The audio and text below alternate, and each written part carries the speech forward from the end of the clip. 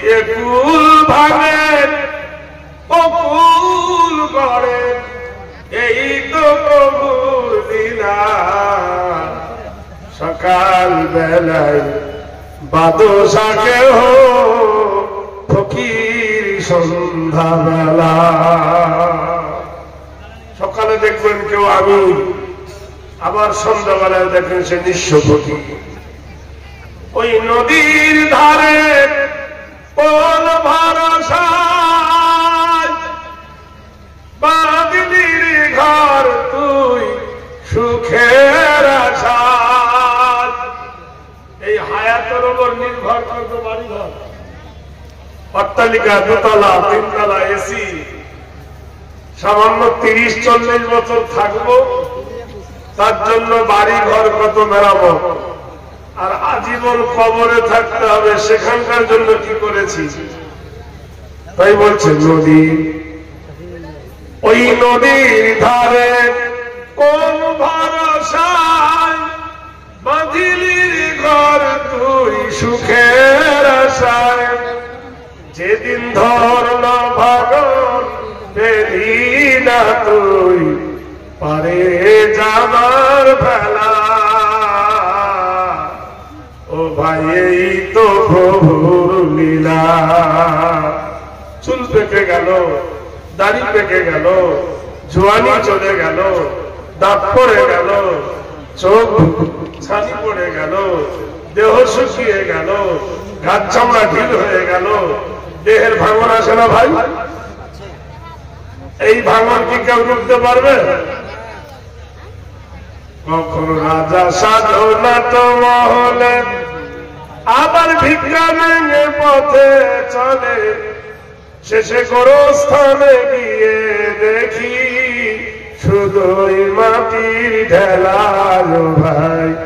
এই তো প্রভুর লীলা। সকাল বেলায় হাসাও কারে, কাঁদাও রাতের বেলা। কখন দেখি শান সাদেশ আমি রানা দেশে, এখান থেকে কাটিয়ে হাত যাচ্ছে, এমন সাদা সেজেছে, চুস প্যান্ট কোট ইত্যাদি। আবার দেখি হও কয়েদি লইয়া কাপড় বেশে। সকালবেলায় গেল বাদশা সেজে, বৈকাল বেলায় এলো কাপড় পরে, এমন হয় না? আসা যাওয়া এই বাজারে, দুনিয়ারে এই বাজারে, আসা যাওয়া শুধু খেলা। সকাল বেলায় আমির কে হলো ভাই, ফকির রাতের বেলা। সদ্য মহতারাম ফজিলাতুল শাইখ, স্বনামধন্য খ্যাতি সম্পূর্ণ জলসার যোগ্যতম সভাপতি ও সহসভাপতি দামাদুহু বরকতুল আলিয়া, উপস্থিত মঞ্চে বিজ্ঞাপিত প্রস্তাবিত ওলামায়ে দ্বীন, সম্মুখে আবেগ ভরা শ্রোতা মণ্ডলী, প্রত্যেককে মোবারকবাদ দিয়ে সালাম দিয়েছি। এই মাদ্রাসার নির্সর জমিনে এক মুহিতি জলসার আয়োজন, দূর দূরান্ত থেকে আপনারা এসেছেন। আপনারা আল্লাহর রহমতে ভালো আছেন তো? জোরে বলুন। जब प्यार किया तो डरना क्या, जोर से बोलिए अल्हम्दुलिल्लाह। এটা শীতকা আমাদের দেশে বেঙ্গলে বলে, শীতও বলে, জাড়ও বলে। কারণ আপনাদের হিন্দি ভাষায় কি বলে জানি না, ঠান্ডা বলে। যাই হোক, তো জোরে একবার আল্লাহু আকবার বলা যাবে? আরে তারা মানে উঁচু, তাকবীর মানে ধ্বনি। উঁচু করে ধনীদের আল্লাহ বড়। কে বড়? আকবার মানে বড়, উলা মানে বড়, আলা মানে বড়, আজিম মানে বড়।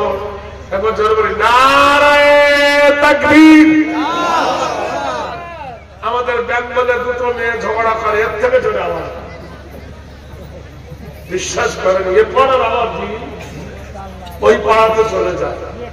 তারপরে মেয়ে ছেলে না বেটা ছেলে, तो बहादुर हो तो फिक्र क्यों करते हो? जरूर बोलो नाराये तकबीर। बिहारीদের আওয়াজ এরকম নয়, আর গম্ভীর হবে। ইনশাআল্লাহ হবে, রাত বেশি হয়েছে তাই তো। হ্যাঁ, যাই হোক, আল্লাহ পাকের দরবারে শুকরিয়া জ্ঞাপন করি। পৃথিবীতে যত ধর্ম কিতাব আছে, রামায়ণ বলো, মহাভারত বলো, গীতা বলো, বেদ বলো, বাইবেল বলো, ঋগ্বেদ বলো, সামবেদ বলো, যজুর্বেদ বলো, অথর্ববেদ বলো, নেতৃত্ববেদ বলো, চতুর্থবেদ বলো, সোনাবেদ বলো, গুণাবেদ বলো, ইন্দ্রিবেদ বলো, নেতৃত্ববেদ বলো, চরিতত্ত্ববেদ বলো, যত কিতাব আছে পৃথিবীতে সব কিতাব এক জায়গায় করো, তার সাথে কোরআন শরীফও করো, দিয়ে কেরোসিন ঢেলে যদি পুড়িয়ে দেন, রামায়ণদেরকে বলায় রামায়ণ আলা, রামায়ণ বানাও দেখি, বানাতে পারবে?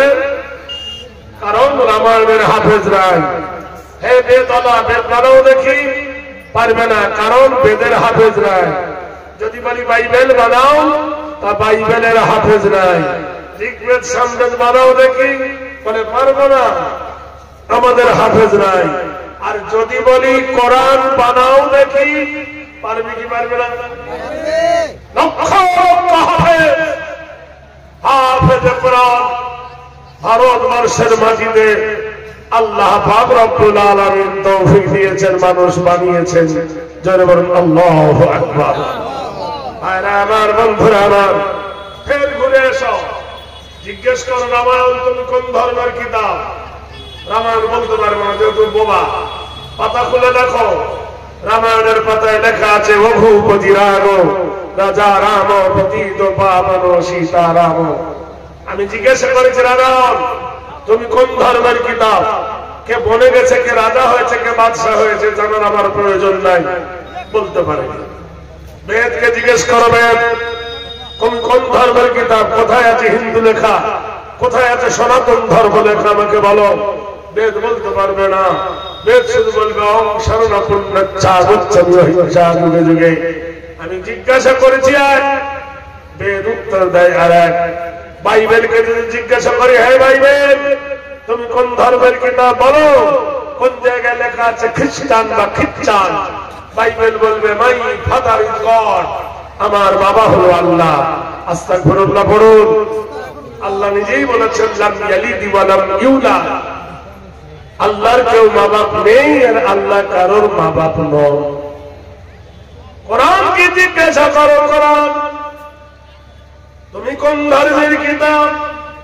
কোরআন বলে দিন ইন্নাদ্দীনা ইনদাল্লাহিল ইসলাম। কোরআন বলে আমার মনোনীত, আমার প্রিয় পছন্দনীয় ধর্মের নাম হলো ইসলাম। জিজ্ঞাসা করো কোন ইসলাম? আমাদের দেশে একটা ছেলের নাম রেখেছে আতুর আলী, গারগঞ্জে ফুটবলার। আমাদের দেশে একটা ছেলের নাম রেখেছে নামাজি, কপাল ঠোকে না। আমাদের দেশে একটা ছেলের নাম রেখেছে রমজান আলী, রোজা করে না। নাম রেখেছে নামাজি, নামাজের ধার ধরে না। নাম রেখেছে বরকত আলী, খেতে পায় না। এরকম লোক আছে না? এই নাম আমরা চাই না। কোরআন বলছেন ইন্না ইল্লামা আতাল্লাহ বিকলবিন সালিম। নিশ্চয় শান্তি দেন একমাত্র ইসলাম, ইসলাম ছাড়া কেউ শান্তি দিতে পারে না। বন্ধুরা আমার, জিজ্ঞাসা করো কোরআন তোমার বাড়ি কোথায়? কোরআন বলে দিন বাল হুয়া কুরআনুন মাজিদুন ফি লাওহিন মাহফুজ। আমার বাড়ি, আমার আগমন ওই জায়গা থেকে আমি এসেছি, যে জায়গার নাম হলো লৌহে মাহফুজ। কোরআনকে জিজ্ঞাসা করি কোরআন কোন মাসে এসেছো তুমি? কোরআন বলে দিন শাহরু রমাদানাল্লাযী উনজিলা ফীহিল কোরআন। আমি কোরআন এনেছি ওই মাসে গো, যে মাসের নাম হলো রমজানুল মুবারক। ও কোরআন তুমি বলো রাতের বেলায় এসেছ না দিনের বেলায় এসেছ? কোরআন বলে দিন ইন্না আনজালনা কদ, আমি কোরআনের জয়ী রাত্রিতে, সেটা হলো কদরের রাত্রি। ও কোরআন বলো, একা এসেছো না কারোর সাথে এসেছো? কোরআন বলেন নাযালা বিহির রূহুল আমিন, আমি এসেছি ওই ব্যক্তির সঙ্গে যার নাম হলো জিবরাইল। ও কোরআন তুমি বলো তোমার উদ্দেশ্য কি?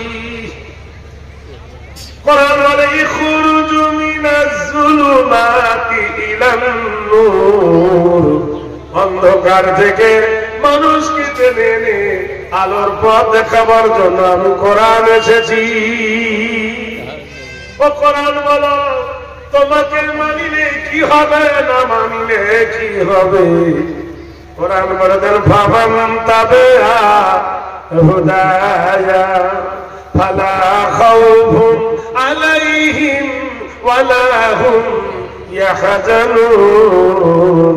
যদি আমার তাবে হয়ে দাও, যদি আমার অনুসরণ করো, যদি আমার অনুকরণ করো, তাহলে কোনো ভয় নাই। সুবহানাল্লাহ বলুন।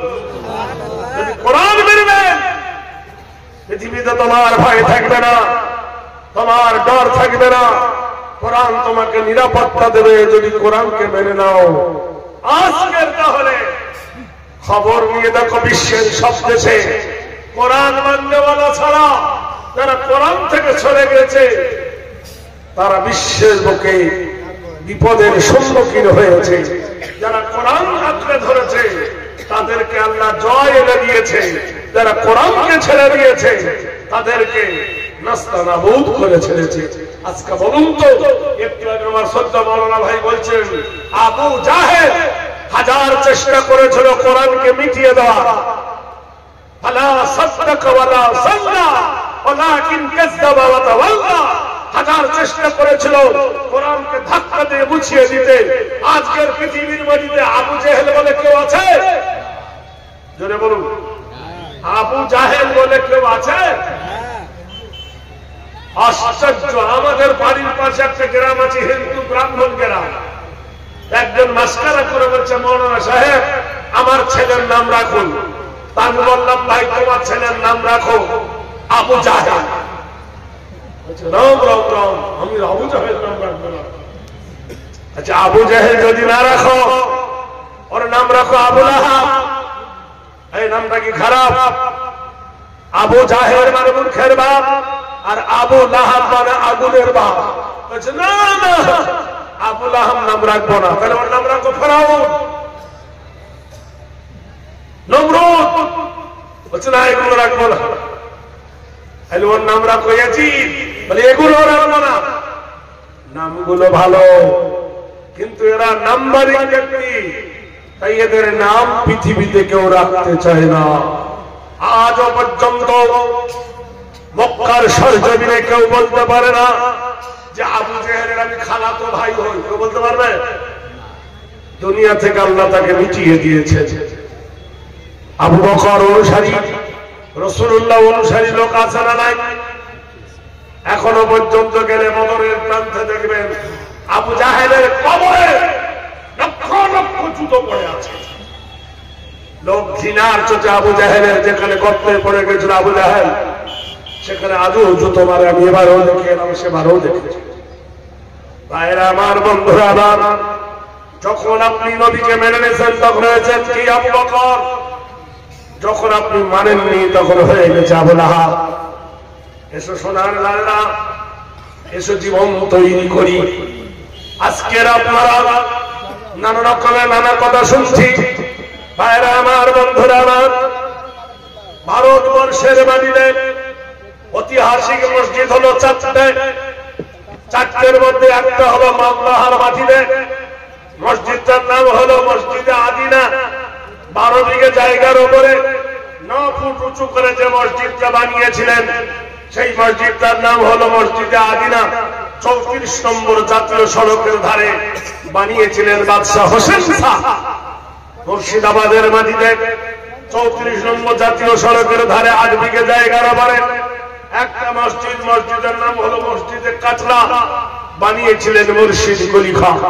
অযোধ্যার মাটিতে 52 একর সম্পত্তির উপরে বানিয়েছিলেন 22 গম্বুজে ঘেরা একটি মসজিদ, তার নাম হলো মসজিদে বাবরি। অযোধ্যার মাটিতে, দিল্লির মাটিতে 8 বিঘা 9 বিঘা জায়গার উপরে 22 ফুট উঁচু করে একটা মসজিদ বানিয়েছিলেন 3 গম্বুজে। মসজিদের জামা মসজিদ দিল্লি বানিয়েছিলেন সম্রাট শাহজাহান। এইগুলো ভাঙার পিছনে এরা চক্র লাগাচ্ছে। বাবরি ভাঙলো কি? বলছে রামের জন্মভূমি। দিল্লির জামে মসজিদ ভাঙবে, বলবে এটাকে, বলছে এটা শিবের লিঙ্গ ছিল। আবার বলতেছে এ বাবরি এটা হলো ওটা হলো, একটার পর একটা জোর দিতেই থাকছে। ভাইরা আমার, বন্ধুরা আমার, ভারতবর্ষের মাটিতে মুসলিমের জনসংখ্যা কম, অন্য জাতি বেশি, এই জন্য এরা অত্যাচারের মাত্রা বাড়িয়ে দিচ্ছে। কিন্তু ওরা যদি জিজ্ঞাসা করে ভারত তুমি কার, ভারত জবাব দেবে আমি কার। জোরে বলুন নারায়ে তাকবীর, জোরে বলুন নারায়ে তাকবীর। ওদের ধর্ম কিতাব হলো বেদ। ওরা যদি বেদ মানত তাহলে মুসলমানদের মসজিদ ভাঙত না। বেদে পরিষ্কার বলা হয়েছে নং সর্বনাম নীতি নৈতিত্য হেরি কল্যাণ সর্বদা নীতি ধত্তি ধাদিত্য দৈবনাথ নমস্তিতে অলল্লাহ হরকং শীত মানব মানবতা নমস্তিতে কল্যাণ শান্তি নাম যুগে যুগে। যারা প্রকৃত মুসলমান তারা কোনদিন মদ খায় না, তারা কোনদিন জুয়া খেলে না, তারা কোনদিন লটারি কাটে না, তারা কোনদিন ব্যভিচারী করে না, তারা জেনা করে না। কর্তব্যম কর্তং সর্বনম ওম শান্তি আরাধন কল্যাণে নম নমস্তিত সর্বভূতে বয়। তার 5 বার আল্লাহর ঘরে হাজির হয়। কোন জামাই যদি শ্বশুরের বাড়ি 4 বার যায়, দিনের মধ্যে 4 বার গেলে তার প্রতি ভক্তি বাড়বে না কমবে? এই জোরে বলুন। শ্বশুর বাড়ি যদি জামাই গুলো যায়, শক্তি যেমন কমে যাবে ভক্তিও কমে যাবে। কিন্তু 5 বার মসজিদে গেলে আপনার ভক্তি বাড়বে না কমবে? আল্লাহ আপনাকে ভালো বেশি বাড়বে না কম বাড়বে? জোরে বলুন। আপনার কাছে টাকা চাইলে আপনি হবেন বেজার, আর আমার আল্লাহর কাছে চাইলে আল্লাহ হবে খুশি। হিতাকাঙ্ক্ষী দারিদ্র দ্বারে নবস্ত কল্যাণ ঘেরি সর্বগরীয় শিয়ং শান্তি বয়। যেখানে গরিব বলে ঘৃণা করে না, যেখানে শিক্ষিত বলে কেউ ঠেলা পারে না, যেখানে মূর্খ বলে কেউ পিছিয়ে দেয় না, সবার সমান অধিকার। গরিব মজুর মুঠে কালো ধলো জামা পরা পায়জামা পরা, সবার সমান অধিকার। কোন জায়গায়? জোরে বলুন। ভাই বলছে মসজিদ আপনার বলছেন কোথায়? এবার জোরে হুঁ করেন। যেখানে বসে কেউ গাঁজা খায় না, মদ খায় না, তারি খায় না, উচ্চ আরাধনা কল্যাণ সর্বভূতে নবমরিষি সর্বইবাদত পূজ্যতে নম। বন্ধুরে, তখন মাইক ছিল না, জেনারেটর ছিল না, মানুষকে ডাকার জন্য একটা উঁচু জায়গা বানানো হতো। সে জায়গায় দাঁড়িয়ে আজান দিত, তার নাম হলো মিনার। আর মিনারটা হলো মসজিদের গায়ে, আর যিনি আজান দেয় তার নাম হলো মুয়াজ্জিন। মুয়াজ্জিনের প্রথমে মিম, মুয়াল আর মুয়ার মেম্বরের প্রথমে মিম, আর মসজিদের প্রথমে মিম, আর যার অনুসারী মুহাম্মাদের প্রথমে হলো মিম।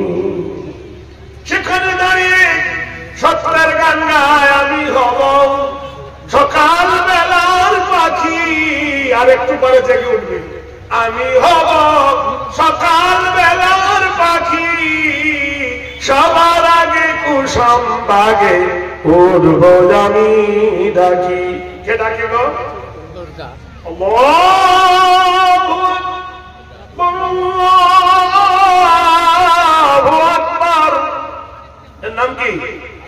মসজিদ। এই মসজিদের আযান শুনি যারা মসজিদে আসে তাদের নাম হলো মুসাল্লি, আর ওদের সামনে যিনি ইমামতি করেন তিনি হলেন মৌলবী। যে জায়গায় পড়ায় জায়গাটার নাম হলো মেহরাব। যেটা মেহরাব বানানো হয় সেটা মসজিদের ভিতরে।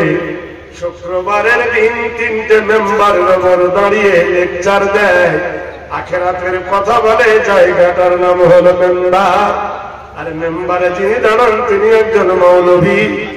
মৌলবীর প্রথমে মেম্বারের প্রথমে মিম, মেহরাবের প্রথমে মিম, মুসাল্লির প্রথমে মিম।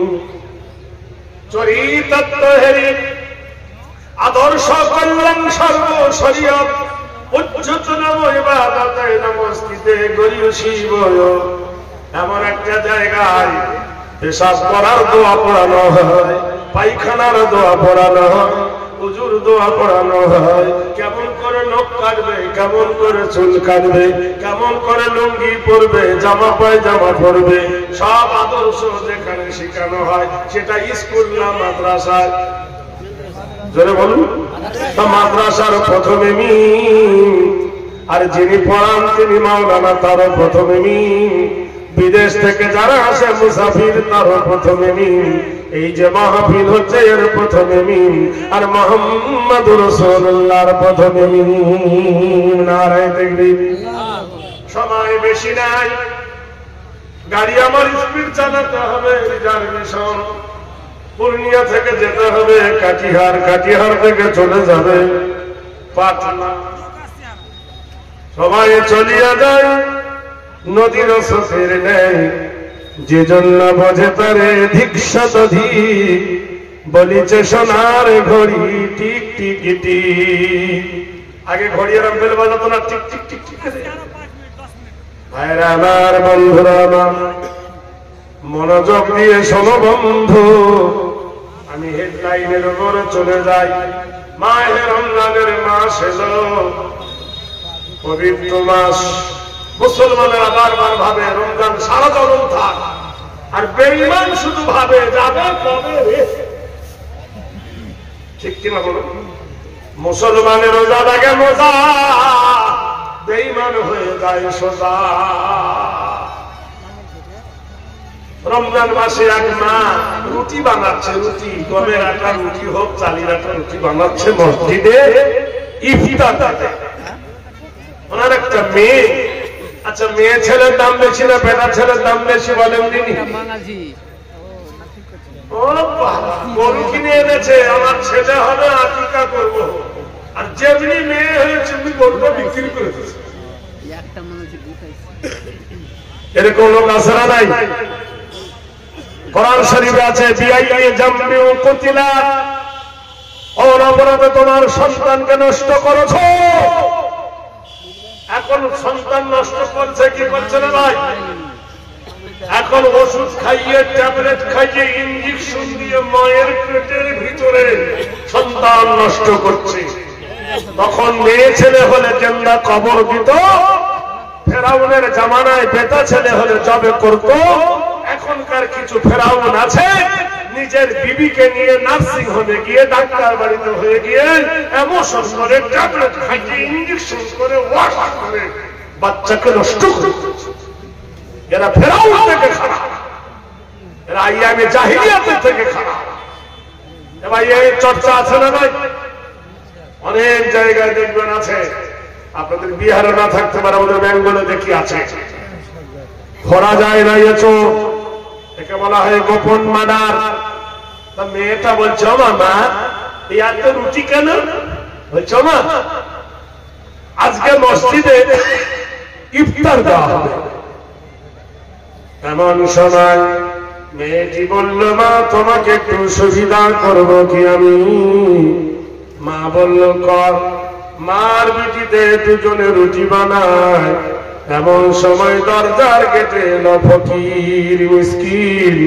দরজার গেটে এসে বলল, মা আতা ফি সাবিলিল্লাহ, ও মা কে আসব, আমাকে আল্লাহর রাস্তায় ভিক্ষা দি।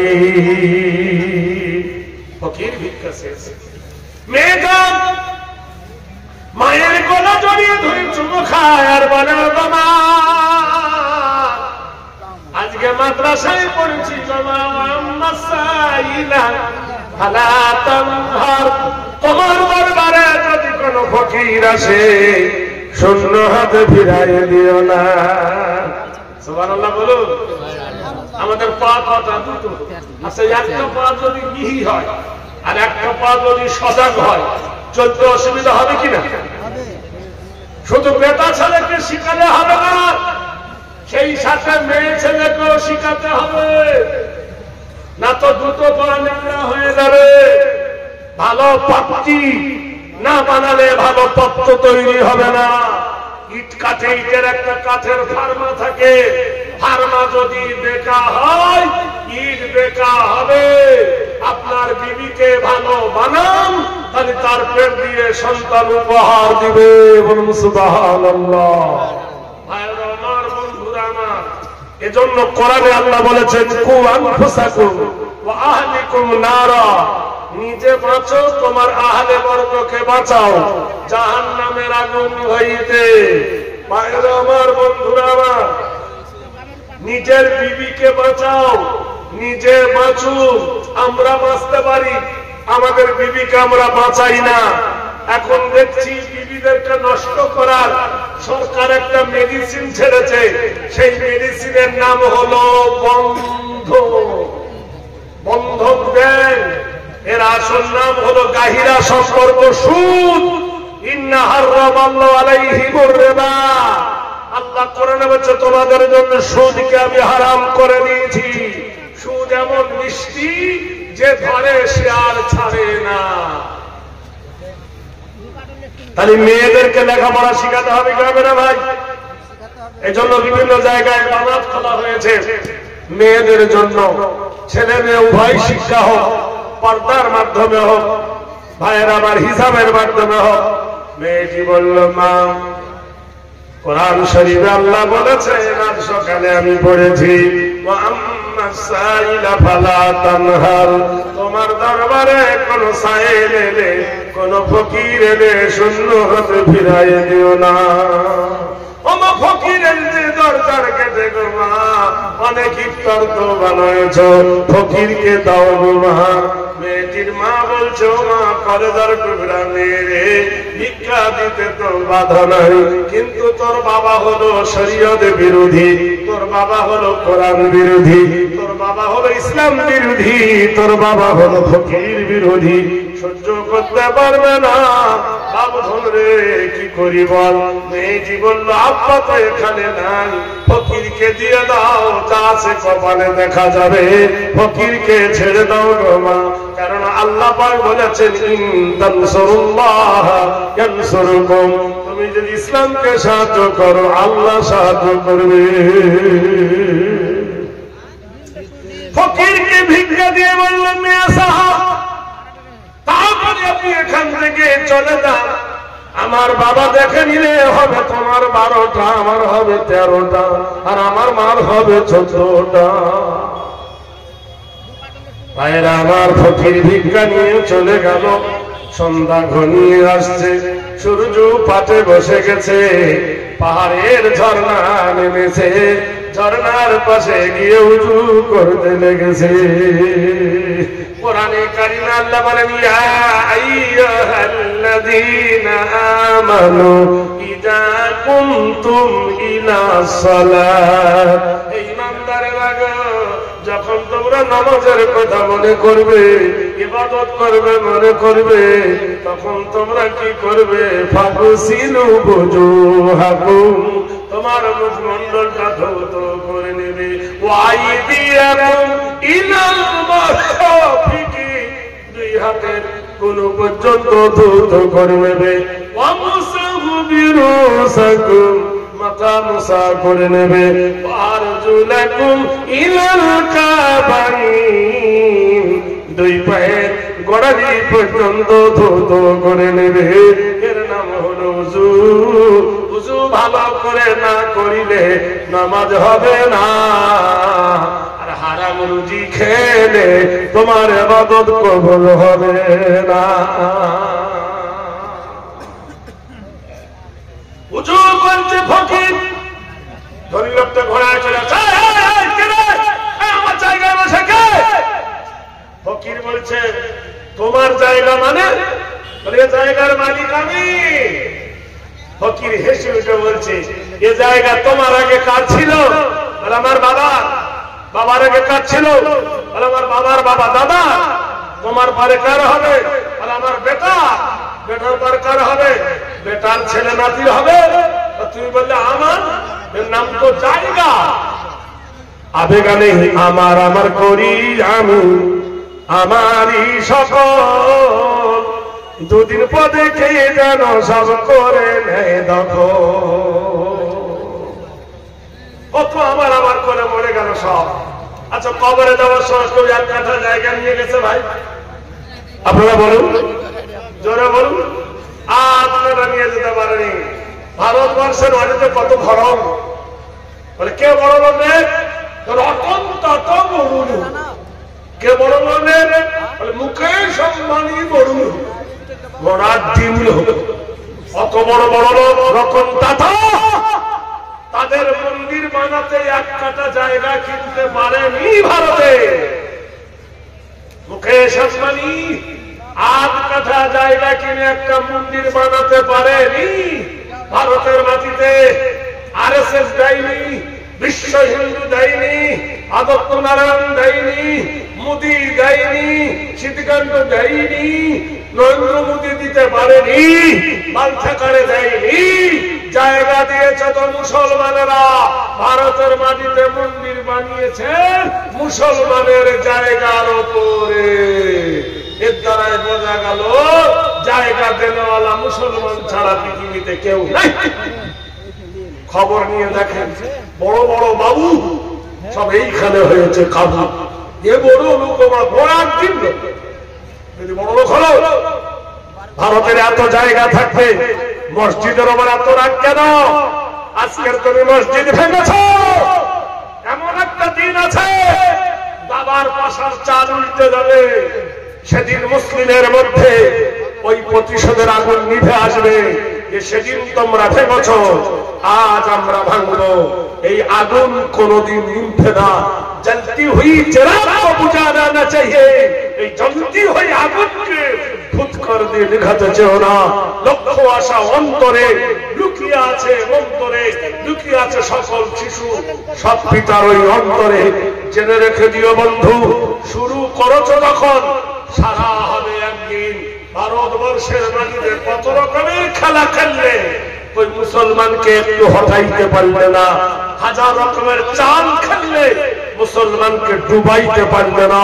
কিয়ামত পর্যন্ত পারবে না। বলো ইনশাআল্লাহ, জোরে বলো ইনশাআল্লাহ। এই ফকির কি ওর? ফকির বলছে জমি তোমার নয়, ইফতারের টাইম হয়েছে, নদীর পানিতে উজু করেছি, উঠবো না। দুজনার ঝগড়া লেগে গেল। এ বললো জমির মালিক কে? তুমি বলো। ফকির বলে জমির মালিক হলো লিল্লাহি মা ফিস সামাওয়াতি ওয়া মা ফিল আরদ।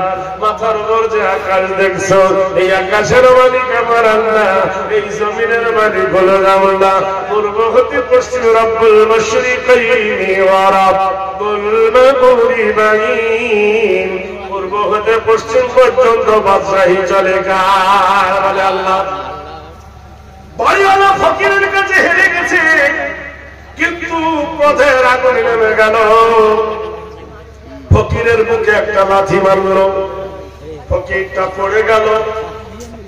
খাবার গুলো লাথি মেরে ছিটিয়ে দিল।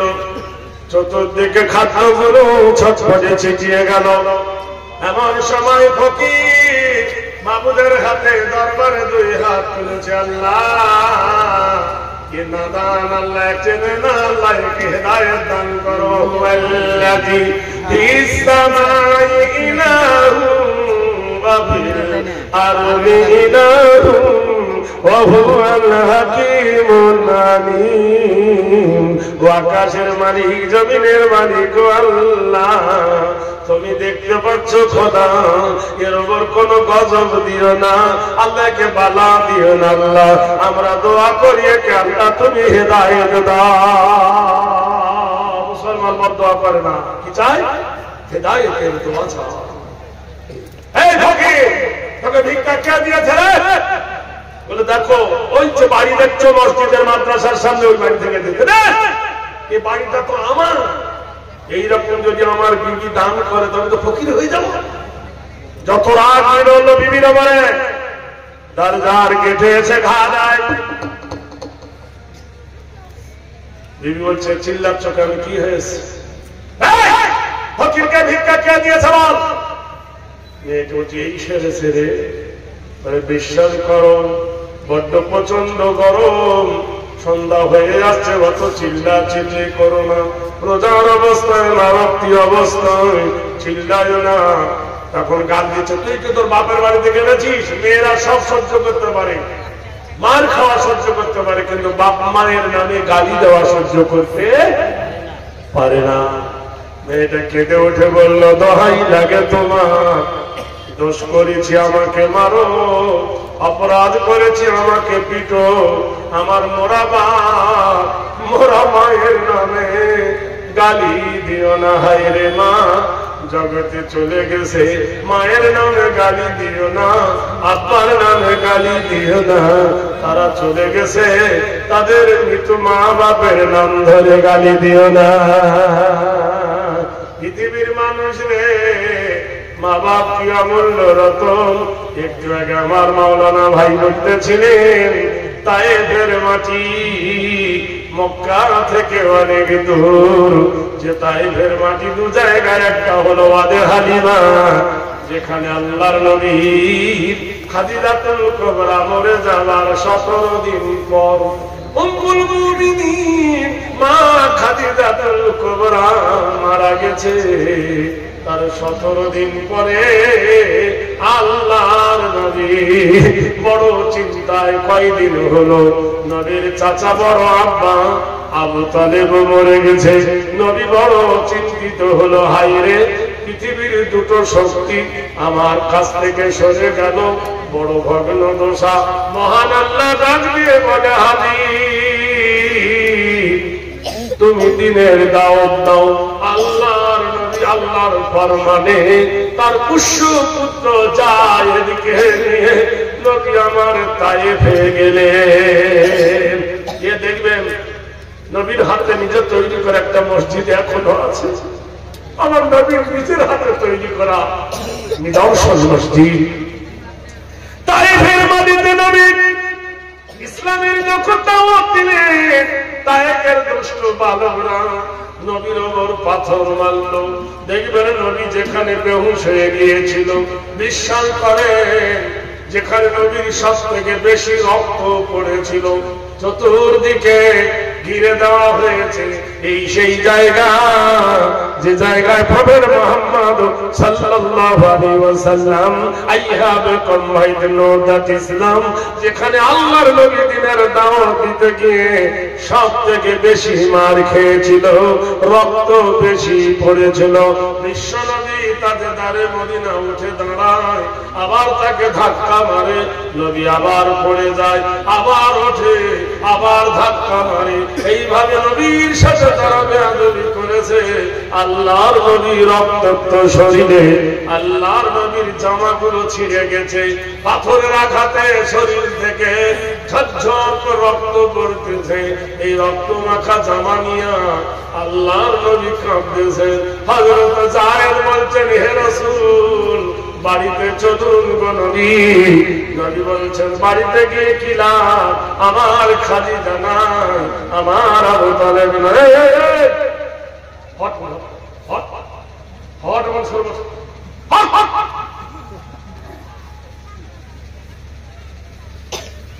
কে তোর গল্প করতে বলছেন? আরে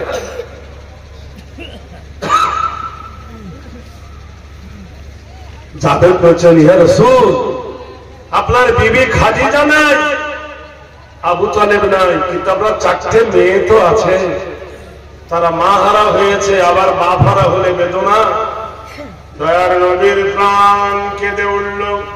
আল্লাহর নবী বাড়ি এলো, কেতাবে রেখেছে তখনও তার 33 জায়গা কেটে গিয়ে জামা ছিঁড়ে রক্ত লেগেছে। একটা মানুষের গায়ে 33টা পাথরের আঘাত, কেটে গিয়ে পাথরের যন্ত্রণা বড় যন্ত্রণা। নবী আমার কাতর, নবীর বড় মেয়ে কাঁদে, মেজ মেয়ে কাঁদে, 3 নম্বর মেয়েটা কাঁদে বাবা বাবা করে। আল্লাহর নবীর ছোট মেয়ে খাতুনে জান্নাত ফাতেমাতুজ জোহরা না কেঁদে চুলার উপরে একটা হাঁড়ি বসিয়ে দিলেন। হাঁড়িতে দিল পানি, পানি যখন টকবক করে ফোটে, ফাতেমা পানির পাত্রটা ঘরের ভিতরে নিয়ে আল্লাহর নবীর হাতটা ধরে টেনে ঘরের ভিতরে নিয়ে গিয়ে দরজা লাগিয়ে দিলেন। বেলাদাতে নবুয়ত কিতাবে লেখা আছে বন্ধুরে, তারিখে ইসলাম, মা নবীর হাতটা ঘরের ভিতরে নিয়ে গিয়ে দরজা লাগাই দিলেন।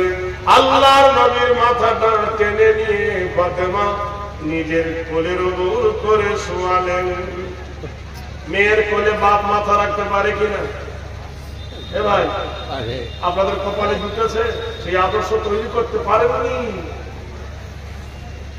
খাতুনে জান্নাত ফাতেমা নিজের ওড়নাকে গরম পানিতে ডুবায়, গরম পানিতে ডোবাবার পরে ওড়নাটা নিচে নবীর কাটা গায়ে চেপে ধরে, নবীর রক্তগুলো মুছে যায়।